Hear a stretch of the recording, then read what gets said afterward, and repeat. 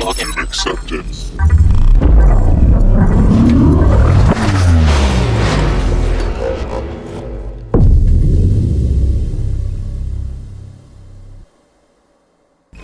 The link tree. It really helps us out with like getting club funding and stuff.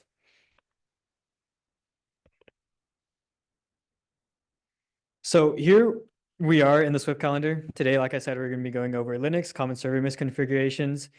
This Friday, we're going to be having our technical workshop where you guys are going to be hacking into a Linux server and exploiting it so you guys can gain root. And then this is all in preparation for our scare event.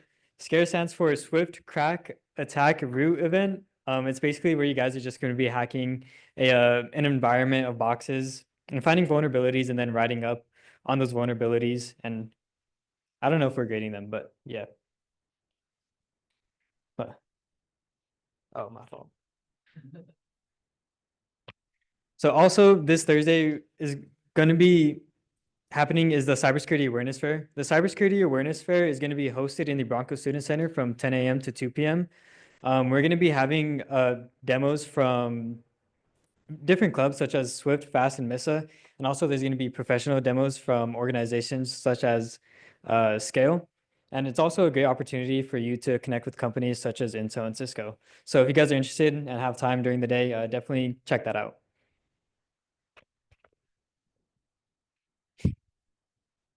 And also we're going to be having our Swift Pumpkin Patch Social. That's going to be this Saturday at 2 p.m. You guys can purchase tickets for the Pumpkin Patch utilizing that QR code or that bit.ly link. This is going to be in collaboration with FAST, MISA, and Women in Tech.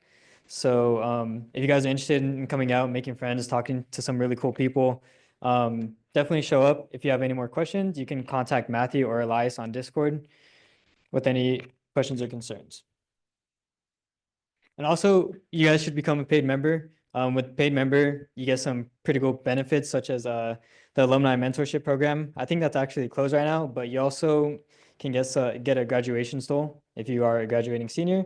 And also, you get T-shirts, stickers, and some other goodies as well. So definitely, if you guys are interested, become a paid member and support Swift. So who am I? My name's Alex. My Discord is SheCodeAlex. I'm a third-year computer information systems major. I'm currently the co-director of Academy for Swift and also the treasurer. I was previously on the NCAE team and Cyberforce team, and I'm currently on the CCDC team. So here's what we're going to be going over today. So first, we're going to be going over Reconnaissance, which is essentially figuring out how you can attack a server. Then once you figure out how you can attack a server, then that would lead to Exploitation, where you leverage the vulnerabilities that you found to gain initial access onto that server. And once you've exploited that server and gained initial access, then you would move on to post-exploitation, where you escalate your privileges so you guys can get full control over whatever server you just hacked. So like I said, Reconnaissance is all about figuring out how you can attack and finding out different vulnerabilities on the system and different attack paths. So some common services you guys should look out for when hacking into Linux servers are SSH, FTP, MySQL, and HTTP. SSH stands for Secure Shell, and it's essentially a way for you to get a shell on a remote computer over a network. If you guys find credentials through some sort of enumeration, you guys can utilize SSH and test those credentials and possibly get a shell on the remote computer.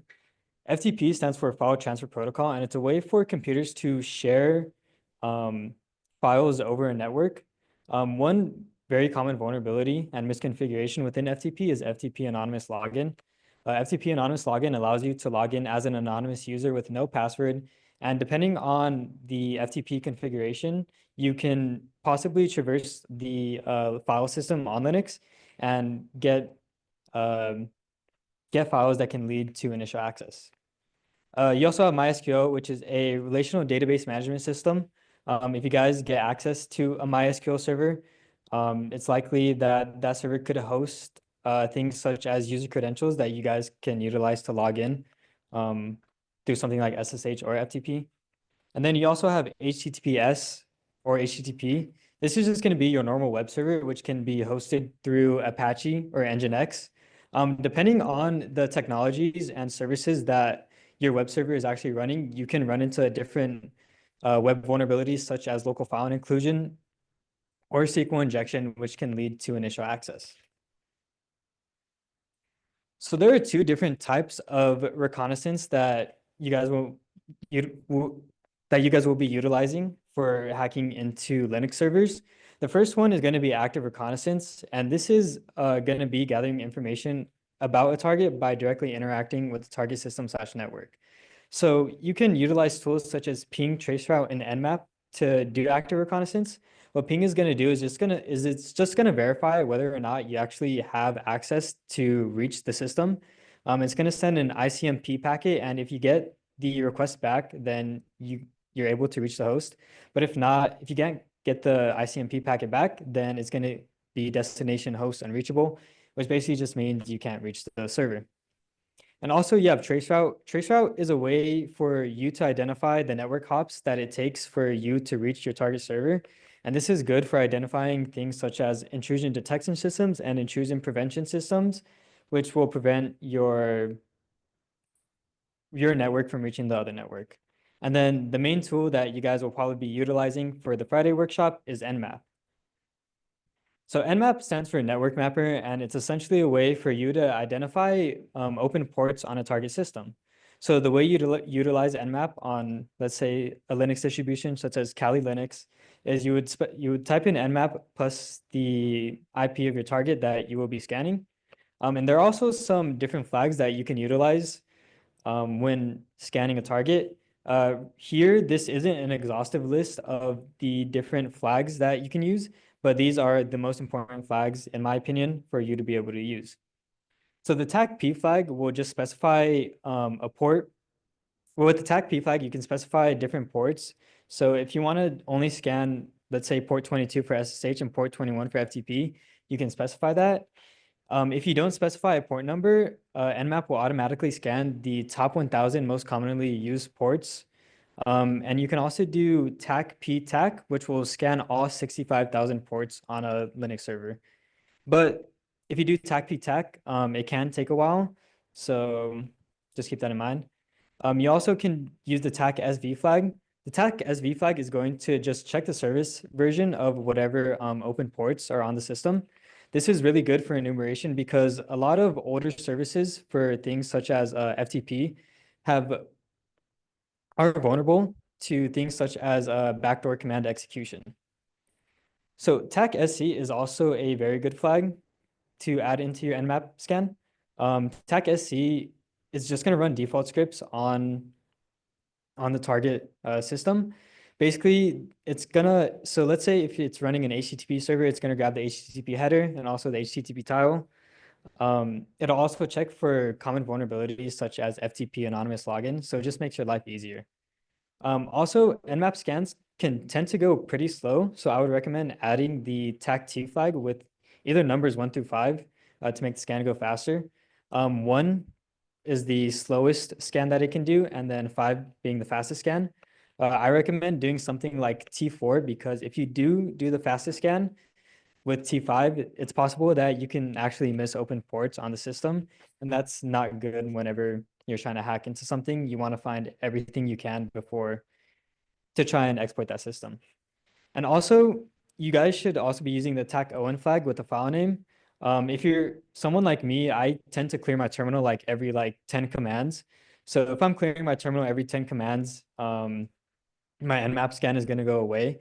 So if I just save it to a file, I can cat out the file again and run the Nmap scan. And so I can see the output of the Nmap scan. If not, if you're clearing your output of the Nmap scan without saving it to a file, some Nmap scans can take 3 to 4 minutes. And if you're doing that every single time, it can be a little tedious. So here's an example of an Nmap scan that I ran. I ran it with the service version of flag, the default script flag, the TAC-T4 to make the scan go faster, and then I saved it to an nmap.scan file. So here you can see all of the information that the Nmap scan provides me. On the left side, you guys can see the port, which on the top, you can see port 22, the state of the port, which is open. It can be either open, filtered, or closed. And then the service with the service version number. And then you guys can also see the same thing for port 80 or HTTP.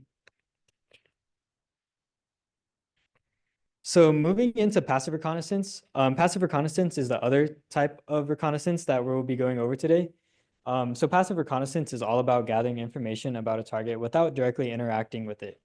So as we saw before, directly interacting with the target would be utilizing tools such as ping, traceroute, or Nmap because you're actually sending requests to your target. But here we're not going to send actual requests to the target. We're just going to be doing some like pretty much OSINT. So some things you can do are Google dorking and social media analysis. So one example of this is, let's say I ran an Nmap scan on a server and it came up with this blog. Um, so it looks like this guy has like a lot of information on his blog about himself. It looks like his name's Ryan Miller. It looks like he has links to his GitHub, Twitter, and LinkedIn. So I can actually get a lot of information about this guy from these sources. So as you can see, he really likes the name Redleaf. The naming convention isn't very consistent across all of his social medias, but this can be a good idea as to what a possible username can be onto my target system. Maybe my target system is running something like SSH. I can possibly brute force SSH, the Redleaf username, or maybe I find an admin login panel on his website. Redleaf is a possible username I can use to log in. So be careful what you guys are putting out there online. So once you guys have identified possible vulnerabilities inside of your target system, now you guys are going to want to leverage the vulnerabilities that you find to actually exploit the system and gain initial access onto your target. So one very good tool for penetration testing and getting access onto your target system is Metasploit. So Metasploit is a penetration testing framework with a lot of different use cases and also has some advanced post-exploitation tooling, such as lateral movement techniques. Metasploit makes it very easy for you to exploit very popular vulnerabilities on target systems. For example, one vulnerability that Metasploit allows you to exploit is VSFTPD version 2.3.4, I'm pretty sure. And it essentially just automates the process of exploiting the target system. So utilizing Metasploit, I'm pretty sure comes pre-installed on Kali Linux. So you just type in MSF console and it'll bring you up a special console where you can use the Metasploit framework. So you use the keyword search and then you can search in your exploit. Here you can see I'm searching for VSFTPD version 2.3.4, and then it comes up with an output saying that there's an exploit and that it's backdoor command execution. So all I need to do is copy and paste so first I need to type in use and then I can copy and paste the name of the exploit. So then I can actually use that exploit module. So once I figured out the exploit that I'm going to be using, I can do show options and it'll show me all the required options that I need to put in to make this exploit run. Here you can see that I need to set an R host and an R port. R host stands for remote host, and that's going to be the host that I'm going to be attacking. So I would do something like set R host. Let's say the IP is 10.10.11.28. So I would do set R host 10.10.11.28 into my terminal, and then I would press enter, and then the command is, and the exploit is ready to run, and I would type in run, and then hopefully it'll give me a show. So Metasploit doesn't have a lot of very niche vulnerabilities. Metasploit will contain a lot of the most popular vulnerabilities, such as Eternal Blue and VSFTPD version 2.3.4, but it won't have a lot of very niche vulnerabilities. So to look for other vulnerabilities, ExploitDB and GitHub are excellent places to look for proof of concept exploits. Like I said, Metasploit automates the process of exploiting these vulnerable services. But utilizing ExploitDB and GitHub, you have to be a little more hands-on and kind of know what the exploit is doing, just because it's not going to automate that process. So here you can see that so let's say I enumerated my system and I found out that it was running a web server that was running Wonder Content Management System. Wonder Content Management System is kind of like a content management system is something like Shopify. So I found this Wonder CMS that was vulnerable to authenticated RCE, which stands for remote code execution. So I click the top link and it leads me to this GitHub page that shows me how to utilize this exploit. Some GitHub pages won't show you how to utilize the exploit, and you kind of have to download it and run it and hope that it throws you some errors so that it gives you some arguments that you can run. But if not, you kind of have to read through the exploit and hope that you understand what's going on. And also, here's ExploitDB. ExploitDB, like I said, is another great place to find proof of concept exploits. A lot of the time, ExploitDB doesn't really tell you how to use exploits. You have to download it. And like I said, run it and hope it throws you some errors and tells you some arguments to give the exploit. But yeah, this is another great place to find vulnerabilities if you guys can't find them on GitHub. So whenever you're using Metasploit, it automates the process of setting up of executing a reverse shell on the victim machine and also setting up a listener.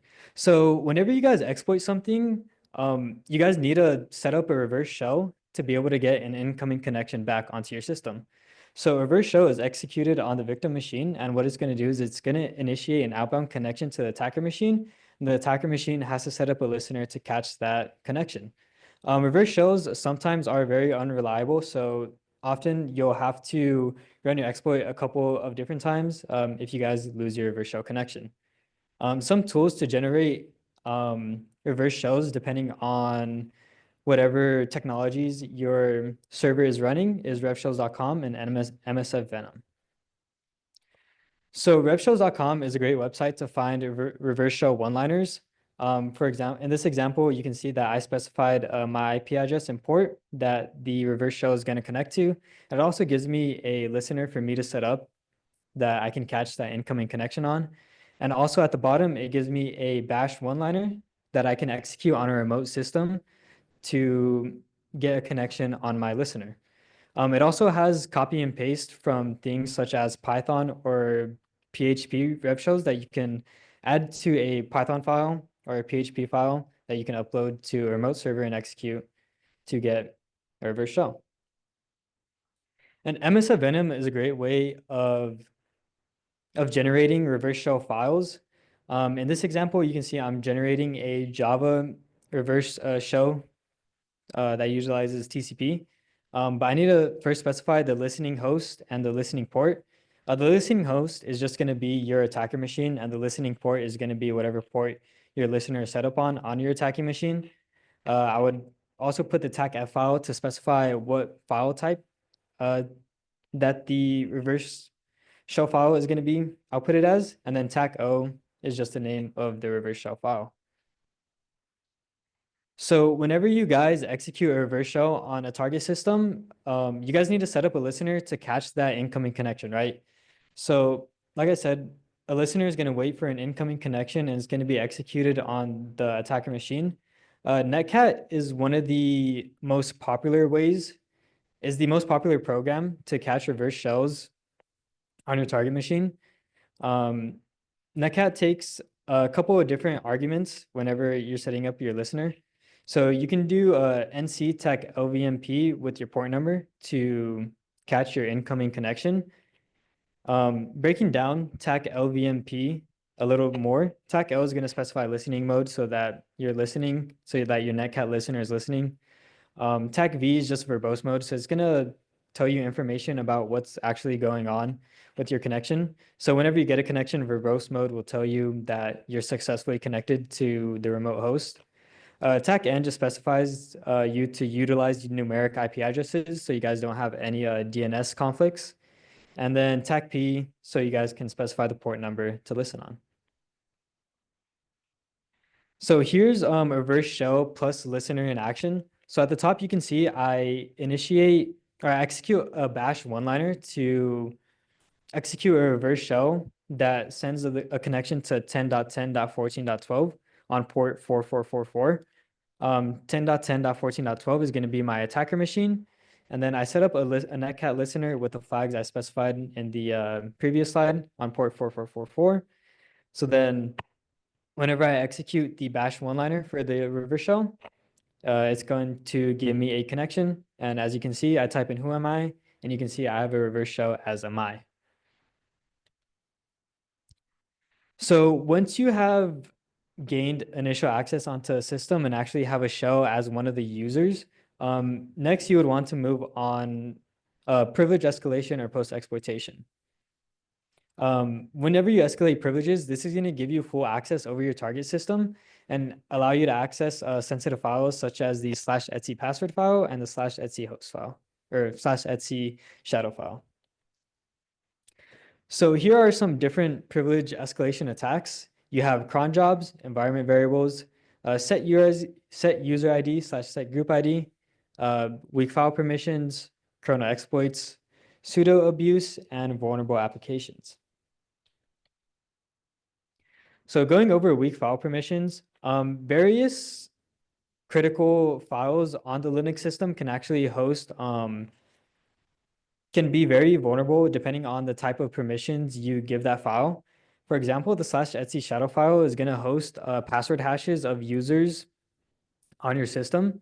So let's say if /etc shadow is readable by any user on the file system, you can just cat out the /etc shadow file and look for any password hashes that you can crack. If one of your users is using a weak hashing algorithm, then you can possibly copy and paste the password hash onto your attacker machine and then crack the hash utilizing something like Hashcat or John the Ripper. Another file that you can possibly exploit is the /etc password file. The /etc password file is going to specify all of the users on your system that have a shell. So if you have write permissions over the /etc password file, you can possibly add a malicious root user with a password hash that you know the password to, and then you can switch user into the user that you just created to gain root permissions. The way you enumerate the permissions on a file such as /etc shadow is ls-la/etc/shadow, and it's going to show you all of the different permissions that you have access to on that file. So here you can see that I type in ls-la/etc/shadow, and it's going to give me a response of read write execute on the root user, read write execute on the group, and then read write and execute on everyone else. So here you can see this is very insecure, and if this was on your target system, you'd be able to escalate privileges pretty easily.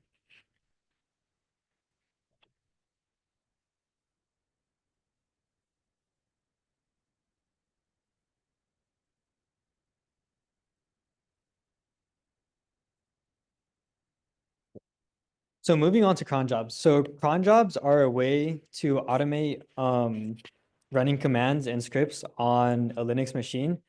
Some cron jobs you can run as root and it'll run whatever commands you have in that cron job as root.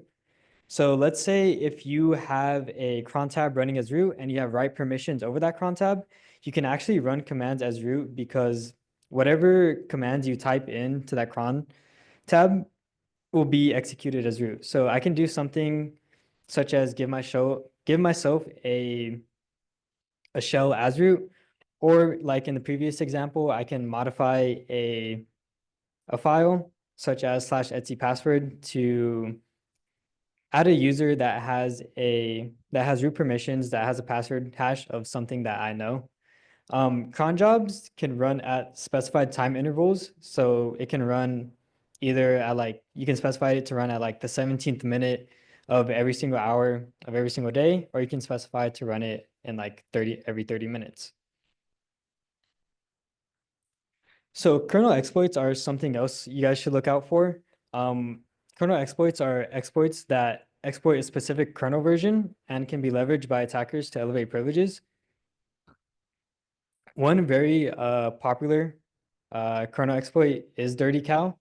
Dirty Cow exploits the copy on write permission or copy on write mechanism in the Linux kernel, which allows users or malicious actors to gain write permissions over read-only files in the Linux kernel.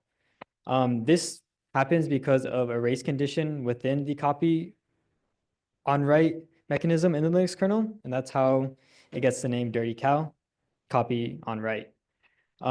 This is easily enumerated. You guys can just check the Linux version and to see if it's vulnerable to Dirty Cow.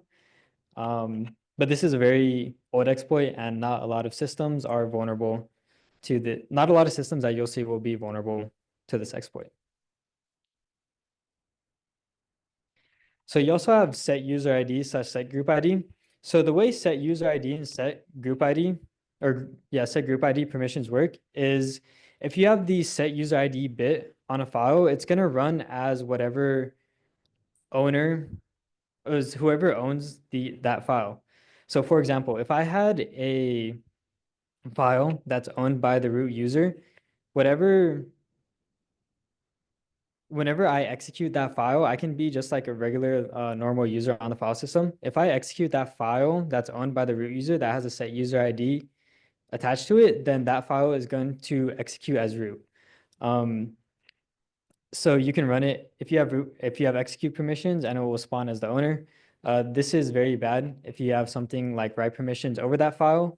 You can insert malicious bash commands so you guys can get a shell as root.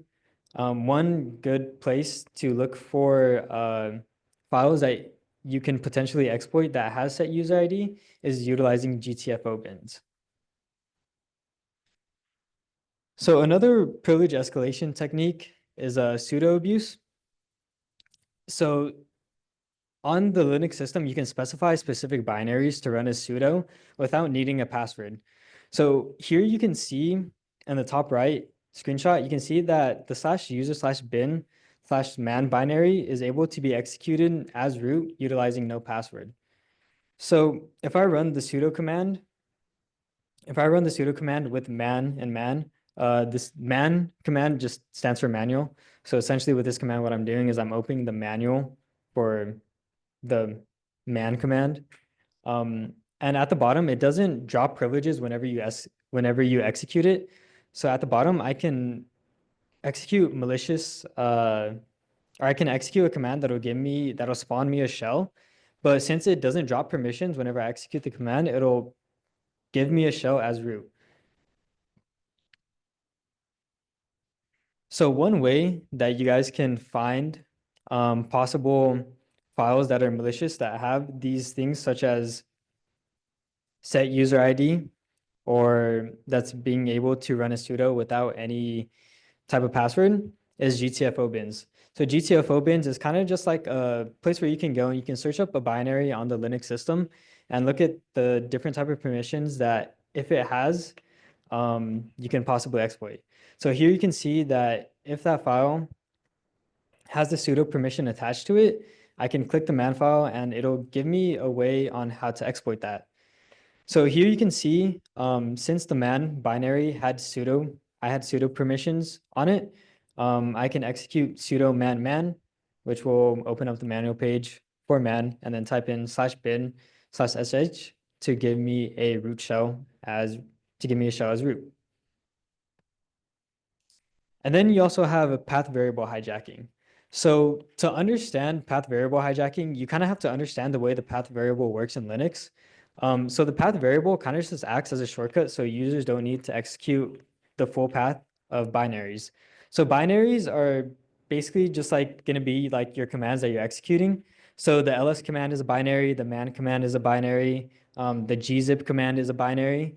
And imagine if you had to type in /user/bin/man every single time you wanted to execute the man command, or /user/bin/gzip every time you wanted to execute the gzip command.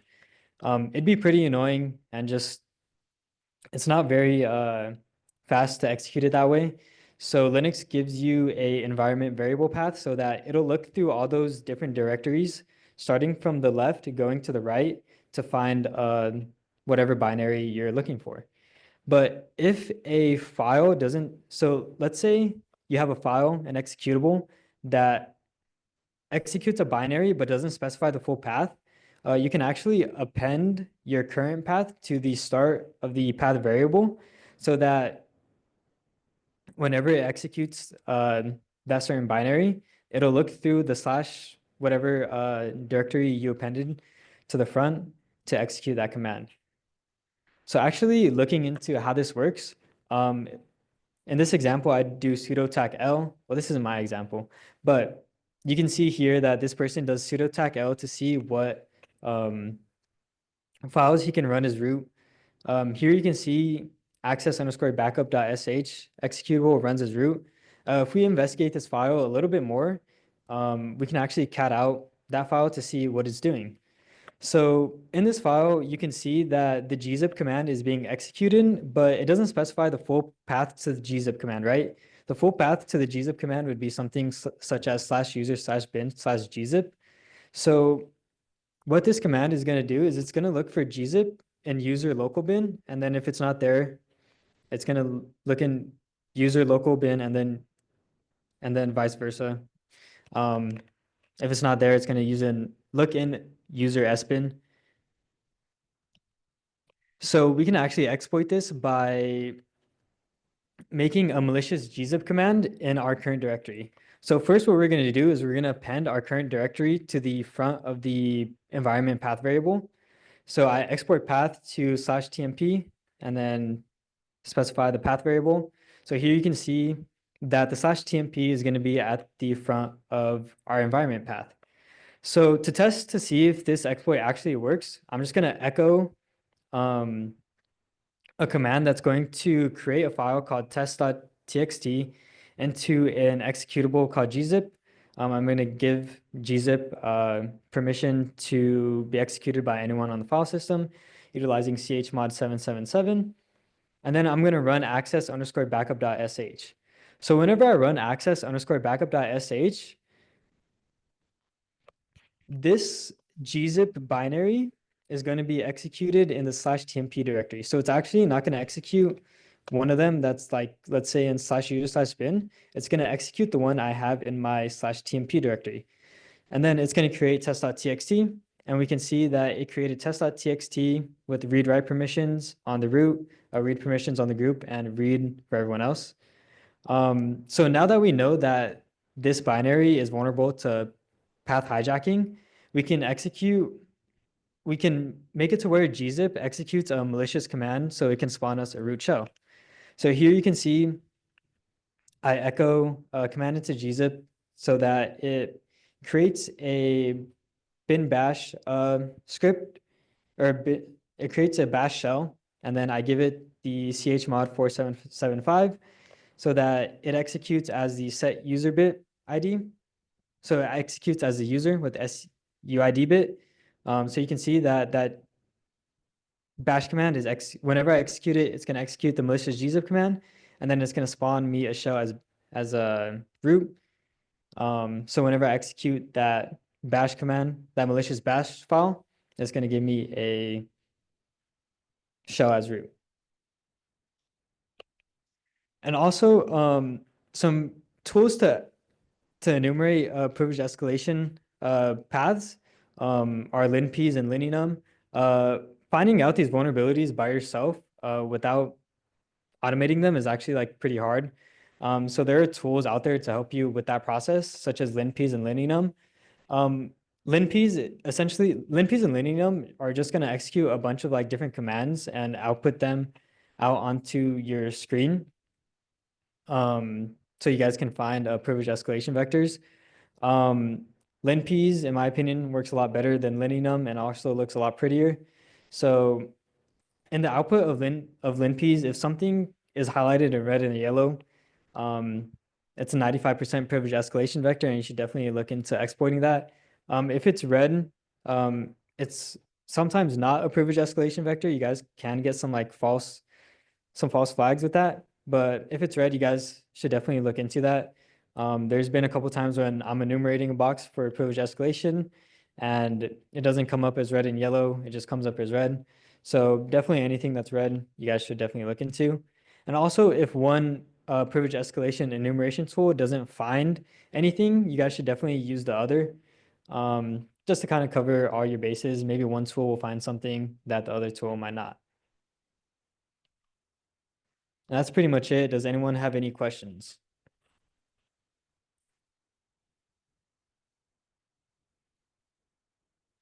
Zoom, do you have any questions?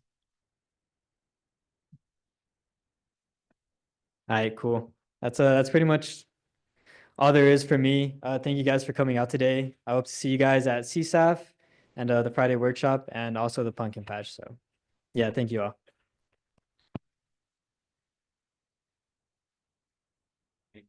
Thank you. Oh yeah, if you guys haven't signed in, please sign in.